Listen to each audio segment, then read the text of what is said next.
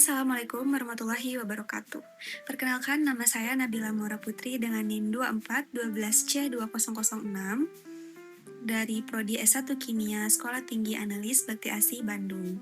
Di sini saya akan mempresentasikan mata kuliah rancangan penelitian yang berjudul Perbandingan keberadaan dan aktivitas antibakteri bakteri asam laktat yang diisolasi dari kubis dan mentimun terhadap Staphylococcus aureus, Escherichia coli, dan Pseudomonas aeruginosa dengan dosen pengampu Ibu Dr. Novi Fitria, SSI MT.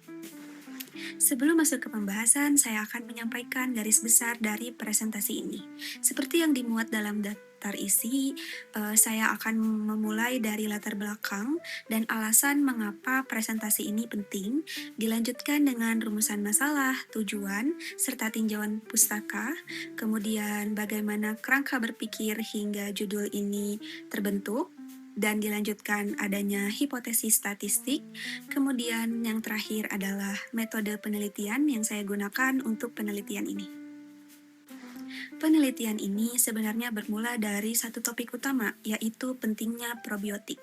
Probiotik itu sendiri adalah mikroorganisme yang apabila dikonsumsi dengan jumlah yang cukup akan sangat bermanfaat bagi kesehatan, terutama pada saluran cerna.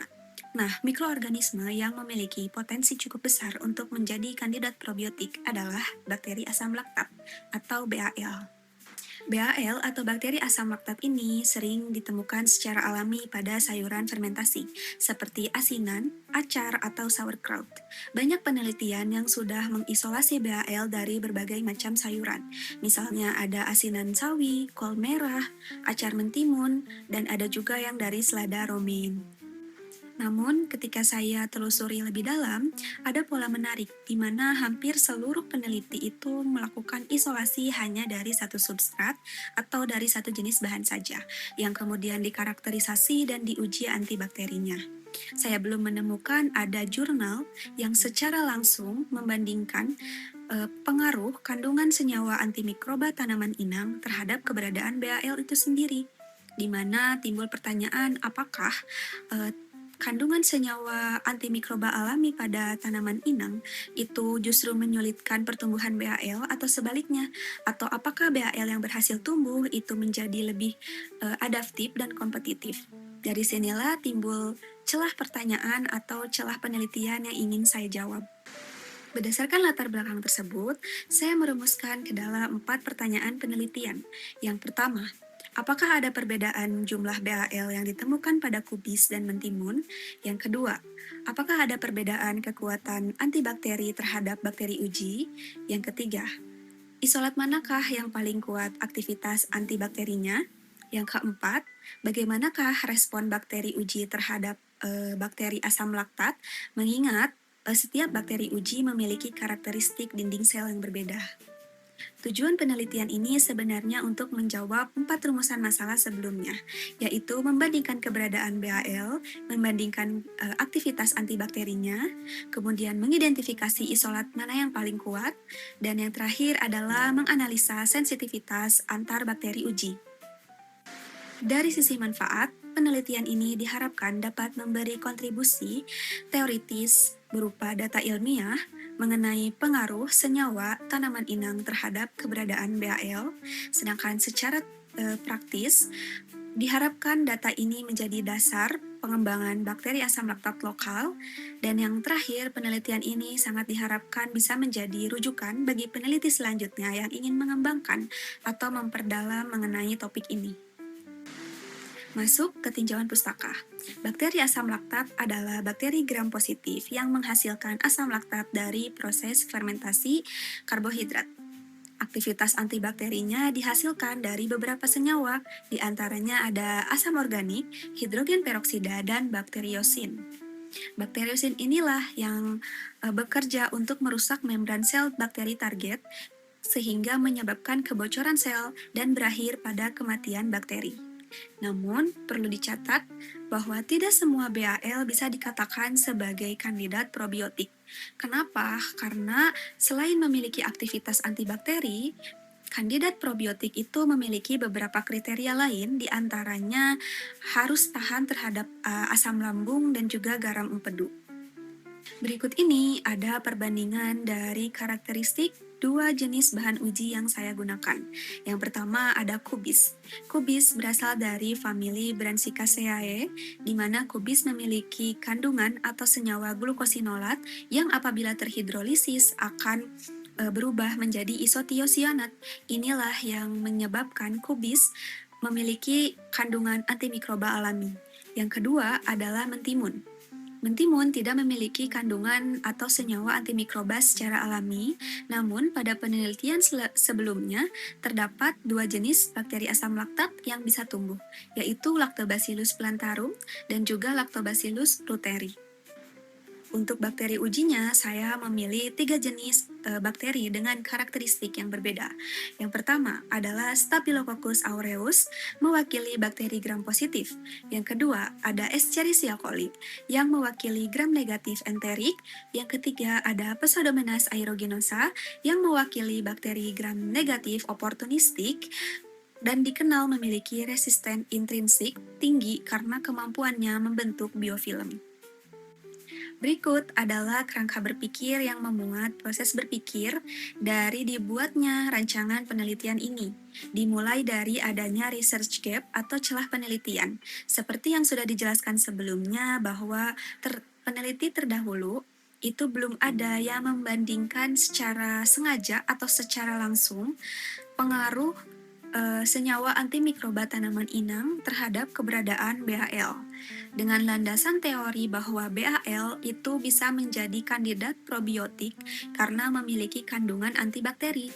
Dari situ saya bagi menjadi dua variabel bebas. Yang pertama ada variabel bebas 1 itu berisi isolat atau sumber isolat, yaitu isolat kubis dan isolat mentimun. Yang kedua, variabel bebas 2 ada bakteri uji, yaitu S. aureus, E. coli, dan Pseudomonas aeruginosa. Nah, dari kedua sumber ini kemudian dilakukan proses eksperimen mulai dari fermentasi, isolasi, karakterisasi, hingga dilakukan uji antibakteri dengan perlakuan yang setara, sehingga hasilnya bisa dibandingkan secara adil. Kedua data ini kemudian diuji secara ANOVA atau secara statistik untuk mengetahui apakah benar ada pengaruh dari senyawa antimikroba tanaman inang terhadap keberadaan BAL, dan dari sinilah akan terdapat beberapa hipotesis penelitian yang akan saya jelaskan lebih lanjut. Saya menyusun ke dalam 4 hipotesis penelitian. Hipotesis pertama, adanya perbedaan kelimpahan atau jumlah BAL dari kubis dan mentimun. Hipotesis kedua, adanya perbedaan aktivitas antibakteri dari kedua sumber isolat terhadap bakteri uji. Hipotesis ketiga, ini adalah inti dugaan dari penelitian ini, yaitu senyawa antimikroba kubis mempengaruhi karakter BAL sehingga menghasilkan aktivitas antibakteri yang berbeda dengan timun.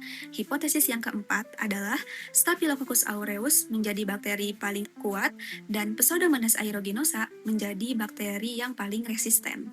Selain itu, saya juga merumuskan ke dalam hipotesis statistik untuk keperluan uji ANOVA, di mana H0 itu artinya tidak ada perbedaan rata-rata atau signifikan antar perlakuan, sedangkan H1 itu ada perbedaan rata-rata signifikan antar perlakuan.